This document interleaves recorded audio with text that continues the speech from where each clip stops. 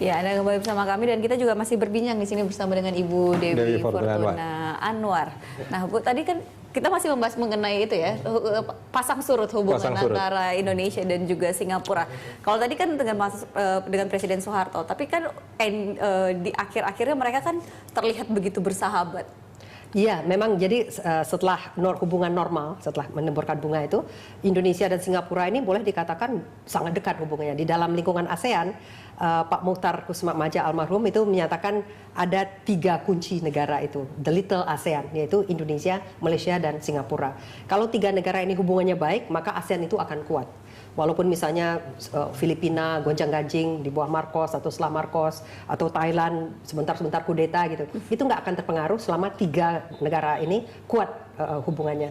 Tapi tentu saja selalu ada rivalitas dan sebagainya. Tapi pada dasarnya hubungan Singapura dengan Indonesia waktu itu sangat kuat karena kalau boleh saya katakan hubungannya itu Singapura sangat membutuhkan Indonesia. Stabilitas dari Indonesia itu mereka sangat butuhkan.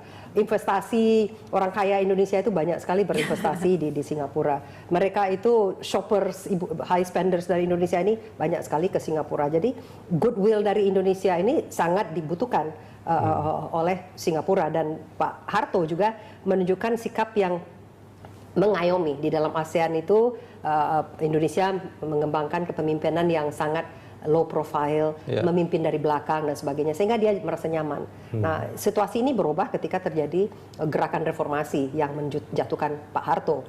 Kita tahu bahwa negara-negara tetangga yang dipimpin oleh pemimpin yang tidak demokratis itu merasa sangat tidak nyaman, sangat terganggu, karena takut reformasi juga akan merembet ke sana. Di Malaysia kita tahu misalnya Anwar Ibrahim juga menggelorakan reformasi dan langsung ditangkap kan, dipenjarakan. Nah, di Singapura itu Lee Kuan Yew membuat statement yang sangat tidak biasa di dalam ASEAN waktu itu. Dulu pakemnya dalam ASEAN itulah negara ini saling menjaga hubungan, tidak pernah mau mengkritik apa yang terjadi di negara tetangga. Kan ada pakem itu non-interference in each other's internal affair yang sangat dihormati waktu itu. Walaupun kadang-kadang juga dihormatinya kita mendiamkan pelanggaran HAM di negara tetangga, kita diam karena kita tidak boleh mengkritik gitu.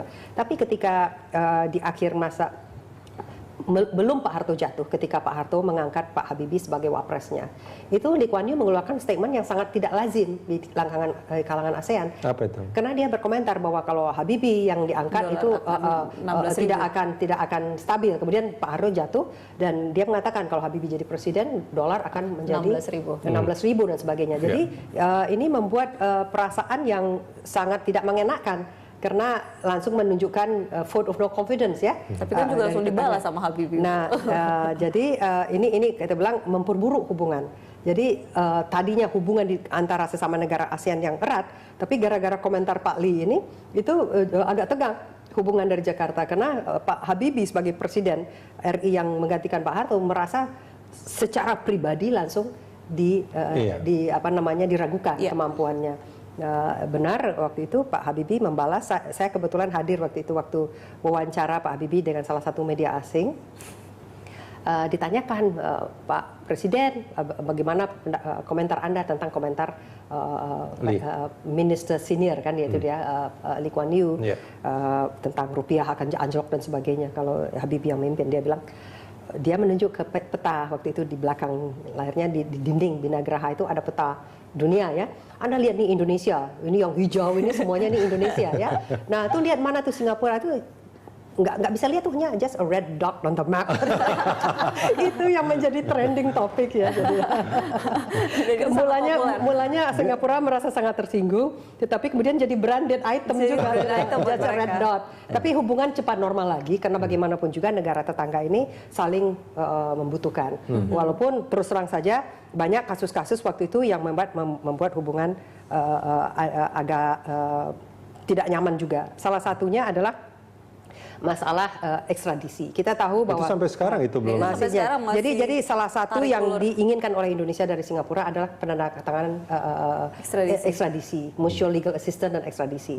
Karena banyak sekali para koruptor Indonesia ini dengan mudah menyeberang, apakah lewat Batam atau terbang langsung ya sampai di Singapura, dan mereka secara terang-terangan misalnya menunjukkan mereka berada di Singapura, yang lagi DPO di Indonesia bisa dilihat shopping di Orchard Road. Bukan hanya shopping, kadang malah punya apartemen mewah dan punya apartemen mewah dan diwawancarain, mungkin diwawancarain oleh TV Indonesia, tapi mereka tidak bisa diapa-apakan. Nah, jadi itu sulit sekali Singapura tidak mau melakukan perjanjian ekstradisi tersebut. Kedua, yang juga sejak zaman pemerintahan Pak Habibie itu, Indonesia meminta agar Singapura bersedia membuka data perdagangan bilateral. Karena tidak pernah mau Singapura membuka data perdagangan bilateral Indonesia dan Malaysia dengan Singapura tersebut. Karena yang terekam di BPS itu diperkirakan jauh lebih kecil dari sebenarnya ekspor Indonesia ke sana, karena banyak sekali terjadi unreported, artinya smuggling ya, penyelundupan. Singapura tahu itu sehingga nggak mau membuka. Jadi ini dua hal ini masih tetap menjadi ganjalan sampai sekarang. Oke. Nah, tapi kita mungkin kalau ngebahas itu nanti akan lebih dalam soal politik dua negaranya nih. Bu Dewi, kalau kita bicara soal sosok Lee Kuan Yew, banyak orang yang mengatakan dia father of the nation, Singapore is Lee Kuan Yew, banyak yang memuji-muji Lee Kuan Yew. Tapi kalau menurut Bu Dewi sendiri, ini sosok Lee Kuan Yew dipuji seperti itu karena memang keadaan pada saat itu, artinya ada kesempatan dia untuk bisa seperti sekarang, atau sebetulnya memang sosok Lee Kuan Yew memang visioner, dia memang lebih punya kelebihan dibandingkan Perdana Menteri Singapura, walaupun yang sekarang adalah juga anaknya gitu kan, seperti itu. Nah, ini gimana? Ya, saya kira Lee Kuan Yew memang berada pada saat yang tepat. Dia memang merupakan Perdana Menteri pertama yang memimpin Singapura ketika Singapura merdeka dari Inggris. Tapi sebelum itu juga dia bagian dari pemimpin gerakan nasionalisme Singapura ya, yang membesarkan rasa identitas Singapura. Jangan lupa, Singapura ini kan pendatang. Sebagian besar adalah warga keturunan Tionghoa. Tapi kemudian ada juga warga keturunan Melayu yang ada yang asli di situ, ada yang dari Malaysia, ada yang juga dari Indonesia, kemudian warga keturunan India. Untuk menjadikan ini menjadi satu nation state yang memiliki identitas kesingapuraan, berbeda dari Indonesia dan Malaysia yang Melayunya, berbeda dari India yang Indianya, dan berbeda dari RRT dan Taiwan yang Cinanya. Itu tidak mudah. Jadi membangun seperti Soekarno di Indonesia. Soekarno kan juga tokoh yang ada pro kontranya, kontroversial, tapi dia memang bapak bangsa. Dalam artian dialah yang membangun rasa kebangsaan. Dan menurut Anda, Lee Kuan Yew berhasil melakukan itu? Dan berhasil, sangat kuat identitas kesingapuraan itu, sangat berhasil. Kedua, dia juga bapak negara. Ini tadi bapak bangsa yang menyatukan bangsa. Dia bapak negara yang membangun state sistemnya, sistem pemerintahannya, bagaimananya. Sistem hukumnya. Jadi itu dia yang membangun kan. Kemudian bapak pertumbuhan perekonomiannya, bapak kesejahteraannya, itu memang dia yang meletakkan garisnya itu.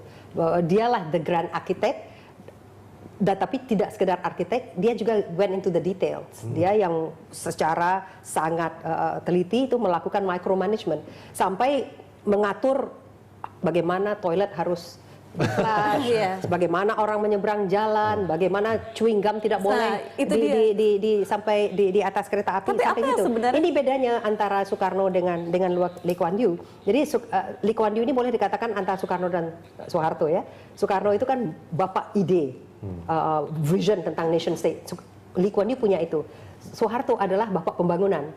Dan kalau Lee Kuan Yew juga punya itu. Bung Karno kan tidak terlalu teliti dalam bidang ekonomi. Nah, Lee Kuan Yew juga terlibat dalam bidang pembangunannya. Jadi dia memang itu, sehingga akhirnya kan ada joke ya, how are things in Singapore? Fine and fine. Artinya sedikit-sedikit kena fine, kayak denda.